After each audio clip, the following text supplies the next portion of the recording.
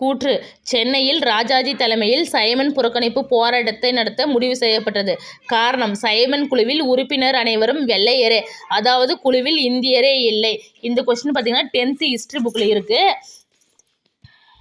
1919ஆம் ஆண்டு சட்டத்தின் செயல்பாடுகளை பரிசீலனை செய்து சீர்திருத்தங்களை பரிந்துரை செய்ய 1927இல் இந்திய சட்டப்பூர்வ ஆணையம் ஒன்று சர் ஜான் சைமனின் தலைமையில் அமைக்கப்பெற்றது. ஆனால் வெள்ளையர்களை மட்டுமே கொண்டிருந்த இக்குழுவில் ஒரு இந்தியர் கூட இடம்பெறாதது இந்தியர்களுக்கு மிக பெரும் மனசோர்வை ஏற்படுத்தியது. ஆகையால் காங்கிரஸ் சைமன் குழுவை புறக்கணித்தது. சென்னையில் எஸ். சத்தியமூர்த்தி தலைமையில் சைமன் குழு எதிர்ப்பு பிரச்சார குழு ஒன்று உருவாக்கப்பட்டது. கொஸ்டினில் பார்த்தீங்கன்னா கூற்றில் சென்னையில் ராஜாஜி தலைமையில் சைமன் புறக்கணிப்பு போராட்டத்தை நடத்த முடிவு செய்யப்பட்டதுன்னு சொல்லியிருக்காங்க. புக்கில் பார்த்தீங்கன்னா சென்னையில் எஸ். சத்தியமூர்த்தி தலைமையில் சைமன் புறக்கணிப்பு போராட்டத்தை நடத்த முடிவு செய்யப்பட்டதுன்னு சொல்லியிருக்காங்க. அப்போ கூற்று தவறு.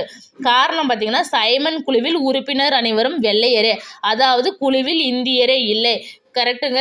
இந்தியர் யாரும் இல்லாதனால தான் போராட்டம் செய்யப்பட்டது. அப்போ ஆப்ஷன் சி படி கூற்று தவறு, காரணம் சரி.